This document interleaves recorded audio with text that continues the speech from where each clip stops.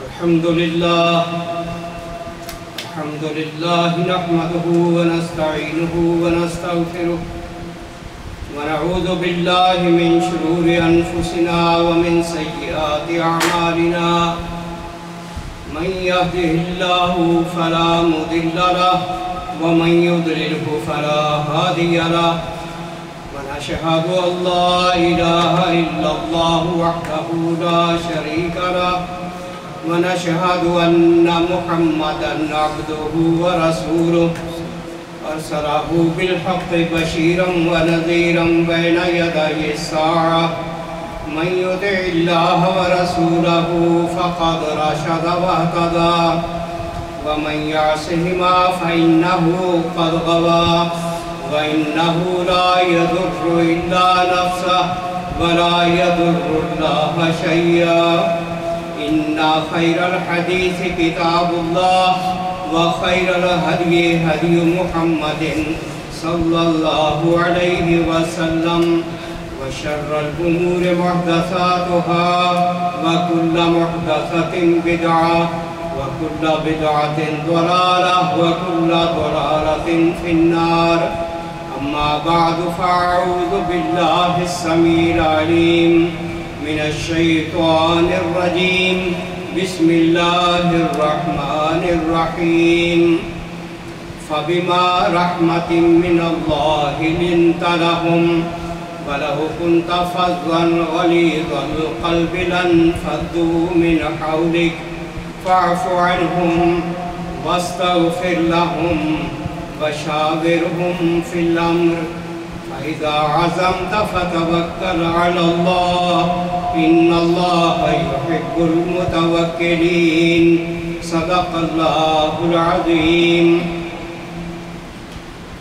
اے پیغمبر صلی اللہ علیہ وسلم، یہ اللہ کی بڑی رحمت ہے کہ تم ان لوگوں کے لیے نرم مزاج واقع ہوئے، ورنہ اگر کہیں تم سخت مزاج اور سنگ دل ہوتے تو یہ سب تمہارے ارد گرد سے چھٹ جاتے، بھاگ جاتے۔ ان کے قصور معاف کر دو، ان کے حق میں دعائے مغفرت کرو اور دین کے کام میں ان کو شریک مشورہ رکھو۔ پھر جب تمہارا عزم اور ارادہ کسی رائے پر پختہ اور پکا ہو جائے تو اللہ پر بھروسہ کرو۔ اللہ کو وہ لوگ پسند ہیں جو اسی کے بھروسے پر کام کرتے ہیں۔ سورہ آل عمران کی یہ آیت نمبر 159۔ اس آیت میں نبی صلی اللہ علیہ وسلم کو جو اللہ تعالیٰ نے عظیم الشان نعمت سے نوازا، اس کا اللہ ذکر کر رہا ہے۔ فَبِمَا رَحْمَةٍ مِّنَ اللَّهِ لِنْتَ لَهُمْ، آپ کے اندر اللہ تعالیٰ نے شفقت فرماتے ہوئے نرمی کی عادت، نرمی کی فطرت آپ کے اندر ڈال دی۔ آپ نرم نہ ہوتے، سخت مزاج ہوتے، سنگ دل ہوتے کہ یہ لوگ جو آپ کے پیچھے ارد گرد جمع ہوئے ہیں، یہ سب بھاگ ہیں۔ آپ کے اخلاق حسنہ کی وجہ سے یہ آپ کے ارد گرد جمع ہے، آپ کے اخلاق نے ان کو کھینچا ہے۔ فاعف عنہم، ان کو معاف کرتے رہیں۔ واستغفر لہم، صرف معاف ہی نہ کریں بلکہ اللہ تعالیٰ سے بھی ان کے لیے بخشش کی دعا کرتے رہیں۔ وشاورہم فی الامر، اور دین کے معاملات میں ان سے مشورہ بھی لیتے رہیں۔ حالانکہ پیغمبر جو ہے اس کی عقل تمام انسانوں سے ہٹ کر اللہ تعالیٰ نے پرفیکٹ بنائی ہوتی ہے، اس کو کسی مشورے کی ضرورت نہیں ہوتی، لیکن یہاں اللہ حکم دے رہا اپنے نبی کو کہ دینی معاملات میں ان سے مشورہ کرتے رہیں۔ یہ سبق دینا تھا امت کو کہ جو بھی قوم کا رہنما ہو وہ اپنے ساتھیوں کے ساتھ مشورہ ضرور کریں، وہ ڈکٹیٹر بن کے نہ رہیں۔ فَإِذَا عَزَمْتَ فَتَوَكَّلْ عَلَى اللَّهِ، جب مشورہ کر لینے کے بعد کسی نتیجے پر پہنچ جاؤ، ارادہ کر لو پختہ، پھر اللہ پہ بھروسہ۔ ان اللہ یحب المتوکلین، اللہ تعالیٰ توکل کرنے والوں کو پسند کرتا، ان سے محبت رکھتا ہے۔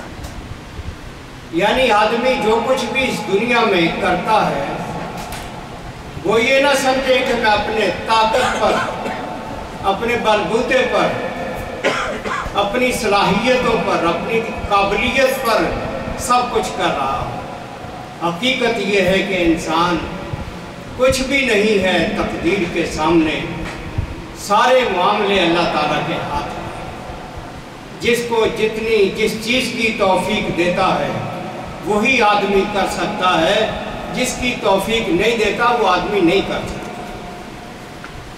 اب اس آیت میں نبی صلی اللہ علیہ وسلم کے اخلاق کریمانہ کا جو ذکر اللہ تعالیٰ نے خاص طور پہ فرمایا ہے، مختلف احادیث کے اندر پورے چیپٹر اور باب مقرر کیے گئے ہیں۔ باب حسن الخلق، کتاب الآداب، حدیث کی کتابوں میں بھرے پڑے۔ حضرت انس رضی اللہ تعالیٰ عنہ کہتے ہیں، لما قدم رسول اللہ صلی اللہ علیہ وسلم المدینہ، جب رسول اکرم صلی اللہ علیہ وسلم مکہ سے مدینہ تشریف لائے، اخذ ابو طلحہ بیدی، تو ابو طلحہ نے میرا ہاتھ پکڑا، فانطلق بی الی رسول اللہ صلی اللہ علیہ وسلم، اور مجھے پکڑ کے حضور کے پاس لے گئے۔ فقال یا رسول اللہ انا انسا غلام کیس فلیختم کا۔ ابو طلحہ کہنے لگے کہ اللہ کے رسول، یہ ہمارا بچہ انس جو ہے یہ بڑا جسمن بھی عقلاً بھی بڑا سمارٹ ہے، ہم اس کو آپ کی خدمت کے لیے پیش کرتے ہیں، یہ آپ کی خدمت کیا کرے گا۔ فخدمتہ فی السفر والحضر، اب جس بچے نے 10 سال نبی صلی اللہ علیہ وسلم کے گھر میں ساتھ رہ کر آپ کی دن رات خدمت کی ہے، سفر میں بھی وطن میں بھی، وہ بیان کرتا ہے واللہ ما قال لی لشیء صنعتہ لما صنعت۔ ان 10 سالوں میں جو میں نے حضور کی خدمت کی تھی، میں سفر میں ساتھ رہا، میں وطن میں ساتھ رہا۔ فرماتے ہیں کہ کبھی کوئی کام میں نے کر لیا جو نہیں کرنا چاہیے تھا، تو نبی صلی اللہ علیہ وسلم نے کبھی مجھے ٹوکا نہیں تھا کہ لما صنعت، یہ تو نے کیوں کیا۔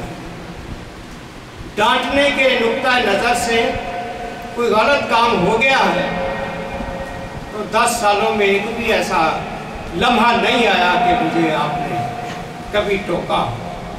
ولا لشیء لم اصنع لما لا صنعت، نہ ہی کبھی ایسا ہوا کہ مجھے آپ نے کوئی کام کرنے کا حکم دیا، میں بچہ تھا نہ کر سکا، بھول گیا، تو آپ نے مجھے ڈانٹتے ہوئے کبھی یہ نہیں پوچھا کہ تو نے یہ کام کیوں نہیں کیا۔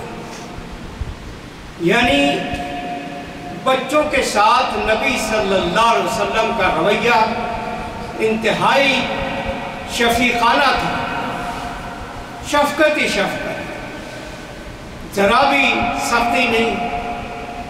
اب یہ خادم ہے، خون کا سگا بیٹا نہیں ہے، صرف خدمت کے لیے صحابہ کرام نے ان کے والدین نے کو پیش کر دیا تھا۔ یہ حسن اخلاق نبی صلی اللہ علیہ وسلم کا حضرت انس بیان کرتے ہیں۔ انا ابی عبداللہ الجدلی قال قلت لعائشہ کیف کان خلق رسول اللہ صلی اللہ علیہ وسلم فی اہلہ۔ حضرت ابو عبداللہ کہتے ہیں میں نے حضرت عائشہ رضی اللہ عنہا سے عرض کی کہ آپ ہمیں نبی علیہ السلام کے بارے میں بتائیں کہ وہ گھر میں کس اخلاق کا مظاہرہ کیا، کیونکہ گھروں میں بیویاں اور بچے آدمی کے اخلاق کو اچھی طرح جانتے ہیں، ان سے کوئی چیز آدمی کی چھپی نہیں رہ سکتی۔ اب دیکھیں اندرون خانہ کا سوال کیا گیا، قالت حضرت عائشہ رضی اللہ عنہ نے جواب دیا، کان احسن الناس خلقا، کہ رسول اکرم صلی اللہ علیہ وسلم ہمارے ساتھ گھریلو معاملات میں بھی سب انسانوں سے بڑھ کر حسن اخلاق والے آدمی تھے۔ لم یکن فاحشا، کبھی آپ نے زبان سے بدتمیزی نہیں کی، ولا متفحشا، نہ کبھی برا کام کیا، یہ گھر کے حالات بتائے جا رہے ہیں۔ ولا سخابا فی الاسواق، نہ ہی بازاروں میں چلتے پھرتے شور مچانے والے تھے۔ ولا یجزی بالسیئہ مثلہا، اور برائی کا جواب بھی برائی سے نہیں دیا۔ ولیکن یعفو و یصفح، بلکہ اکثر آپ معاف کر دیتے تھے، درگزر کرتے تھے، اگنور کر دیا۔ غلطیاں بیویوں سے بھی ہو جاتی، بچوں سے بھی ہو جاتی،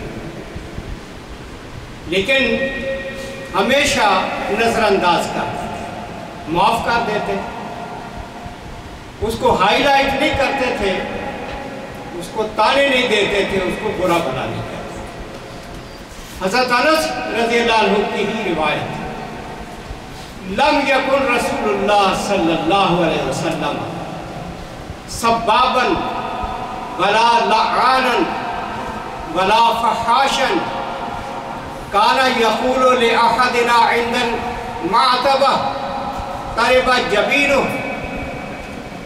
حضرت انس فرماتے ہیں نبی صلی اللہ علیہ وسلم نے کبھی کسی کو گالی نہیں دی، کسی کو لعنتی نہیں کہا، کسی سے بدزبانی نہیں کی، بلکہ زیادہ سے زیادہ کبھی آپ کو کسی پر غصہ آتا تو یہی جملہ بول دیتے طرب جبینہ، کہ اس کی پیشانی خاک آلود، بس اس سے زیادہ آپ نے کبھی اپنے غصے کا اظہار کسی جملے سے نہیں کیا۔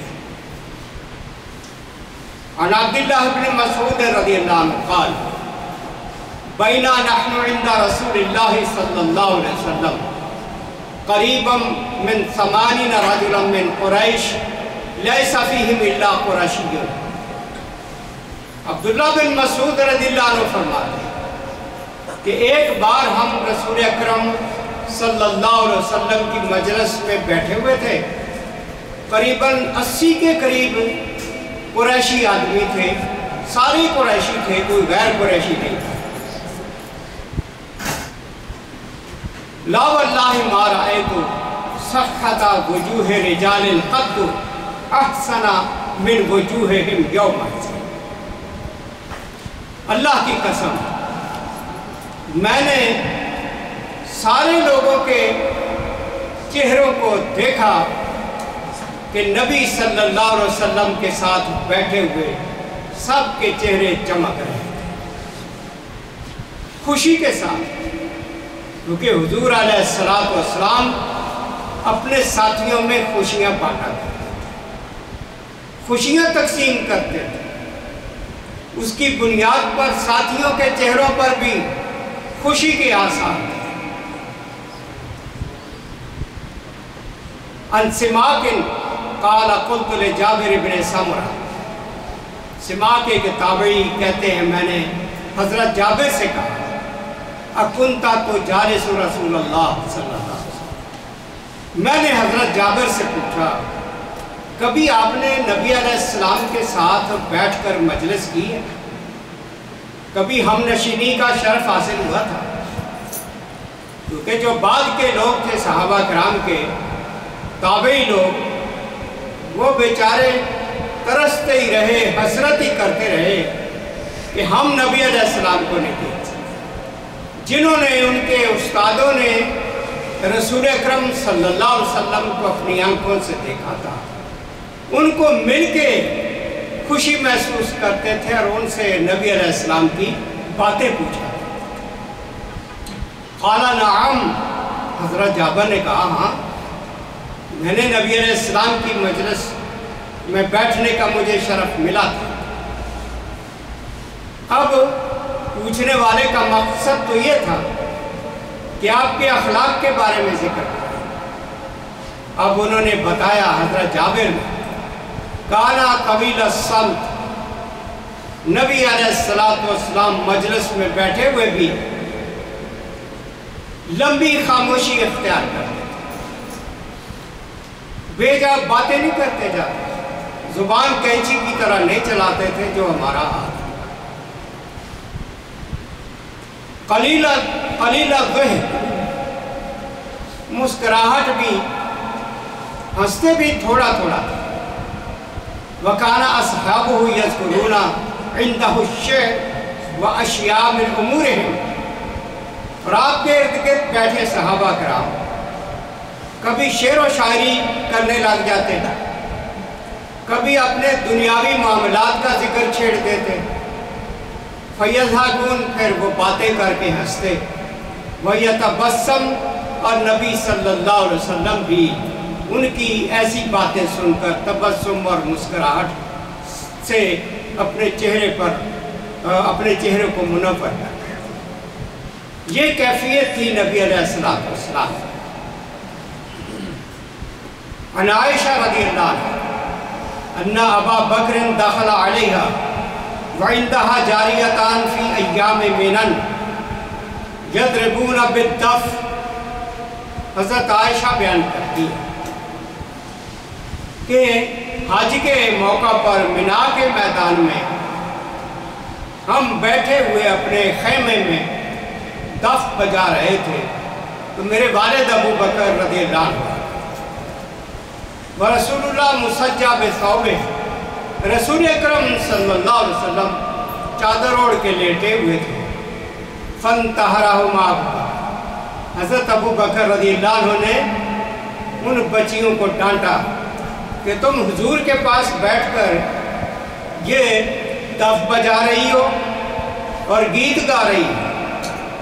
حضرت ابو بکر کے ڈانٹنے پر فکشف رسول اللہ صلی اللہ علیہ وسلم، اپنے چہرہ مبارک سے آپ نے چادر ہٹائی، وقال، اور فرمایا، دعہن یا ابا بکر، ابو بکر ان بچیوں کو چھوڑو، فإنہا ایام عید، کیونکہ یہ عید کے دن ہیں، عید کے دنوں میں یہ چھوٹی بچیاں اگر خوشی سے گیت گاتی اور دف بجاتی ہیں تو ان کو ڈانٹو مت۔ بچیوں کا بھی دیکھیں کس طرح نبی صلی اللہ علیہ وسلم خیال اور لحاظ رکھتے۔ قالت عائشہ رضی اللہ عنہ ورأیت رسول اللہ صلی اللہ علیہ وسلم یسترنی بردائہ، حضرت عائشہ بیان کرتی ہے کہ رسول اکرم صلی اللہ علیہ وسلم کو میں نے دیکھا اپنی چادر مبارک سے مجھے پردے میں کیے ہوئے تھے، وَأَنَا أَنظُرُ إِلَى الْحَبَشَ يَلْعَبُونَ فِي الْمَسْجِدِ، اور میں عید کے دن جو حبشی لوگ مسجد کے صحن میں کوئی اپنا کھیل کر رہے تھے، ورزشی قسم کا، جس طرح گتکا وغیرہ یا کوئی ایسی چیز، تو میں دیکھ رہی تھی، حتی اکون انا اسعم فاخذ، اور نبی صلی اللہ علیہ وسلم چادر تان کے مجھے وہ دکھاتے رہے پردے میں، اور فَاقْدُرُوا قَدْرَ الْجَارِيَ الْحَدِيثَ السِّنْ الْحَرِيثَ عَلَى اللَّهِ۔ آپ لوگ جانتے ہیں کہ بچے بچیاں کھیل کے کتنے حریص ہوتے ہیں۔ آج ہمیں کتنا سخت تلخ تجربہ ہے، چھوٹے سے بچے سے موبائل لے لو، جو وہ دیکھ رہا ہوتا ہے کارٹون، وہی وہ چیخو پکار چکتا ہے۔ بچوں کی دلچسپی اسی چیز ہے۔ تو کہتی ہیں کہ میں بڑی دلچسپی کے ساتھ اس کو دیکھ رہی تھی، نوجوانوں کے کھیل کو۔ نبی صلی اللہ علیہ وسلم گھبرائے نہیں، میری دلداری کے لیے دیر تک میرے لیے پردہ ڈال کے کھڑے۔ یہ تھا نبی علیہ السلام کا اپنے گھر والوں سے حسن سلوک۔ عن خارجہ بن زید بن ثابت قال دخل نفر على زید بن ثابت فقالوا له حدثنا احادیث رسول اللہ صلی اللہ علیہ وسلم۔ خارجہ بن زید بن ثابت کہتے ہیں کہ ایک بار میرے پاس کچھ لوگوں کا وفد آیا اور انہوں نے مجھے آ کے کہا کہ خارجہ ہمیں رسول اکرم صلی اللہ علیہ وسلم کی کوئی احادیث سنا۔ فقال تو کہا کنا اذا ذکرنا الدنیا ذکرہا معنا، جب ہم حضور کی مجلس میں بیٹھتے تھے تو دنیا کے بھی تذکرے کرتے تھے، دنیاوی معاملات پر خوب گفتگو کرتے، تو نبی علیہ السلام ہماری اس گفتگو میں شریک ہو جاتے، دنیاوی معاملات میں۔ وَإِذَا ذَكَرْنَا الطَّعَامَ ذَكَرَهُ مَعًا، اگر کھانے پینے کی چیزوں کا ذکر چھڑ جاتا تب بھی نبی علیہ السلام ہمارے ساتھ اس معاملے میں شریک ہو جاتے، کھانے پینے کے قسمیں یا ان کے ذائقے یا جو کچھ بھی وہ ذکر ہو رہا ہوتا۔ یعنی آپ صلی اللہ علیہ وسلم خشک مزاج نہیں تھے۔ ان احادیث سے یہ بات ثابت ہے کہ ایسی چیزوں پہ دیکھ کے آپ کے ماتھے پہ بال پڑتے ہوں، آپ پریشان ہو رہے ہوں کہ یہ کیسی باتیں کر رہے ہیں، ایسا نہیں۔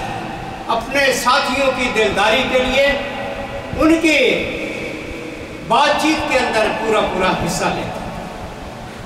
عن انس بن مالک قال کان رسول اللہ صلی اللہ علیہ وسلم احسن الناس خلقا، حضرت انس فرماتے ہیں کہ رسول اکرم صلی اللہ علیہ وسلم کو اللہ تعالیٰ نے تمام انسانوں سے بڑھ کر حسن اخلاق نصیب کیا۔ پھر حضور علیہ السلام نے خود بھی فرمایا بعثت انما بعثت لاتمم مکارم الاخلاق، مجھے تو صرف اس دنیا میں اخلاق کی اعلیٰ بلندیاں جو ہیں ان کو مکمل کرنے کے لیے بھیجا گیا۔ جتنی بھی اچھی خوبیاں اخلاق و کردار کی ہیں میں ان کی تکمیل کے لیے آیا۔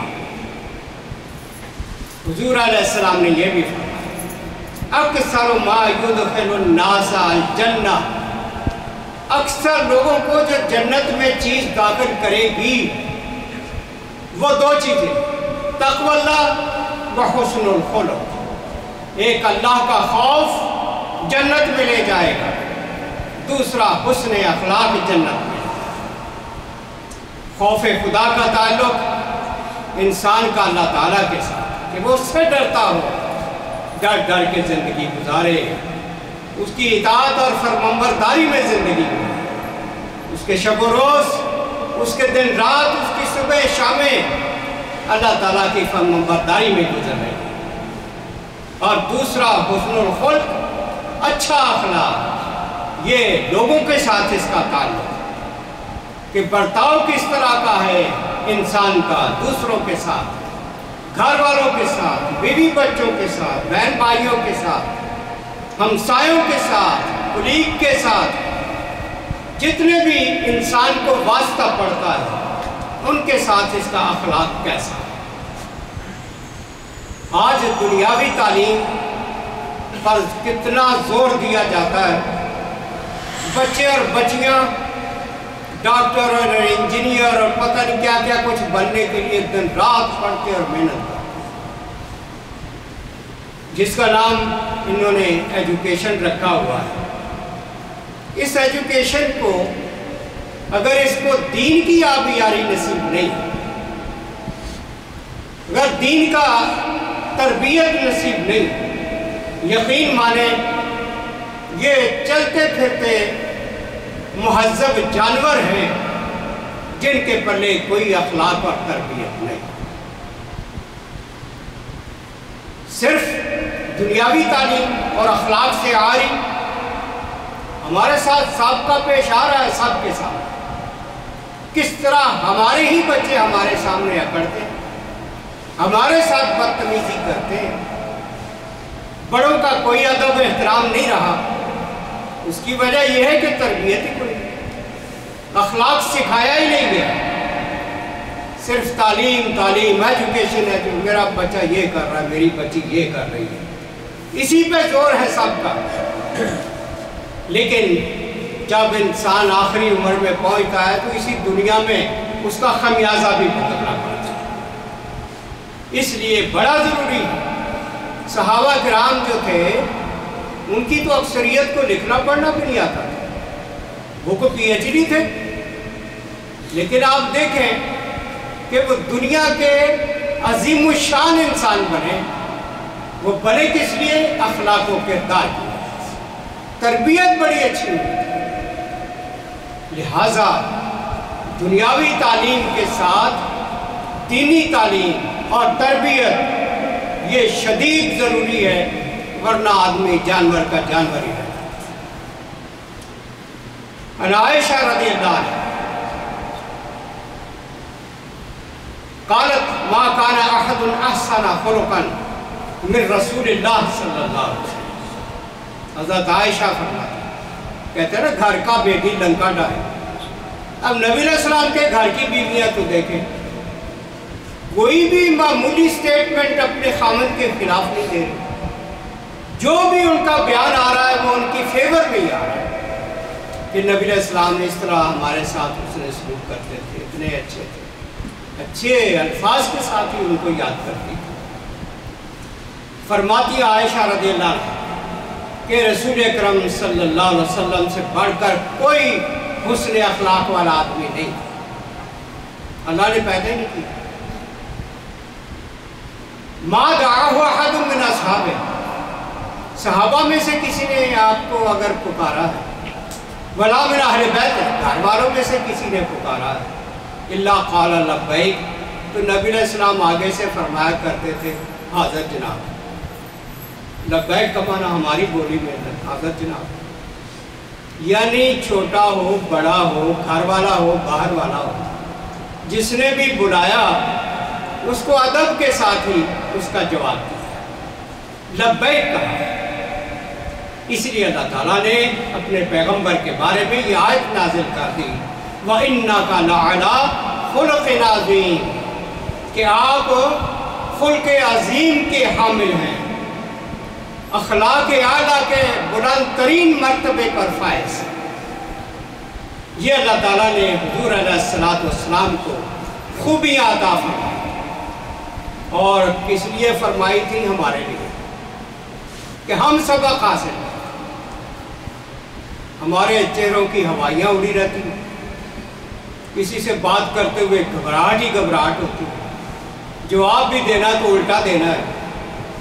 حضرات ہمیں اپنی اصلاح کی بڑی شدید ضرورت ہے. یہ آئینہ نبی علیہ السلام کا آپ کے سامنے تھوڑا سا جو رکھا ہے، کوشش کریں کہ اپنے آپ کو اس فریم میں فٹ کرنے کی کہ کاش ہمارے اندر بھی نبی علیہ السلام کا وہ اخلاق کسی صورت میں آ جائے.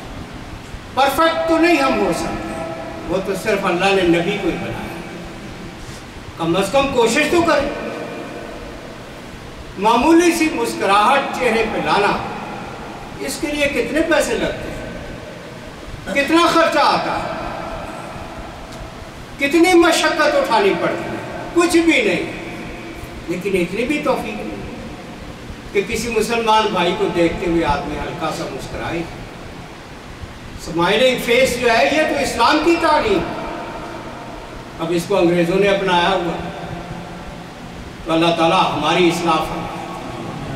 بہت اب چہرے پہ جو آثار ہوتے ہیں سختی کے، اصل میں وہ دل سے ہوتے ہیں. دل کے اندر روگ ہوتا ہے، وہ روگ چہرے پہ نمایاں ہوتا ہے. اگر دلوں کو صاف کریں گے تو ہمارے چہروں پہ مسکراہٹیں ہیں. اللہ ہمارے دلوں کو بھی صاف فرمائے، ہمارے چہروں کو بھی مسکراتا ہوا بنا دے، اور سب کے لیے بنا دے، صرف خاص لوگوں کے لیے. نہ اپنے مسلک کے لوگوں کے لیے، نہ اپنے فرقے کے لوگوں کے لیے، نہ اپنی قوم کے لوگوں کے لیے۔ نبی علیہ السلام کے بارے میں یہی آتا ہے کہ کافر نے بھی جب دیکھا ہے تو اس کا بھی یہی بیان تھا کہ ہم نے جب دیکھا تھا تو آپ کے چہرے پہ مسکراہٹ تھی۔ لہٰذا ہمیں اللہ تعالیٰ وہ مسکراہٹیں نصیب کرے، وہ تبسم نصیب کرے۔ نبی علیہ السلام کے تبسم سے کتنی دنیا گرویدہ ہوئی اور آپ کے قریب آئی اور مسلمان ہوئی۔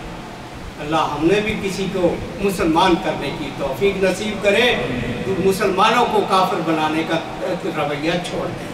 اقول قولی ھذا واستغفر اللہ لی ولکم ولسائر المسلمین۔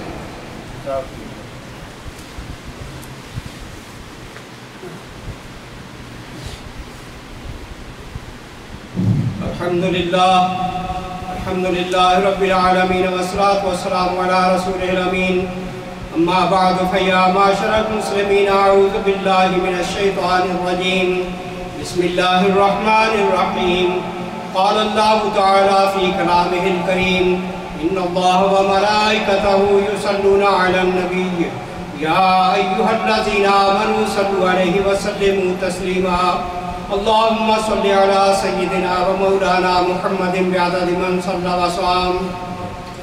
اللہم صلی علی جمیع الانبیاء والمرسلین وعلی سائر الصحابۃ والتابعین وعلی عبادک الصالحین۔ اللہم اید الاسلام والمسلمین، اللہم انصر من نصر دین محمد صلی اللہ علیہ وسلم واجعلنا منہم، واخذل من اعرض عن دین محمد صلی اللہ علیہ وسلم ولا تجعلنا منہم۔ اللہم ارنا الحق حقا وارزقنا اتباعہ وارنا الباطل باطلا وارزقنا اجتنابہ۔ اللہم ثبتنا علی الاسلام، اللہم نور قلوبنا بنور الایمان، اللہم اغفر للمؤمنین والمؤمنات الاحیاء منہم والاموات۔ عباد اللہ رحمکم اللہ، ان اللہ یامر بالعدل والاحسان وایتاء ذی القربى وینہی عن الفحشاء والمنکر والبغی یعظکم لعلکم تذکرون۔ اذکروا اللہ یذکرکم وادعوہ یستجب لکم، ولذکر اللہ تعالی اعلی واولی واعز واجل واتم واہم واعظم واکبر۔ صفحہ بنا۔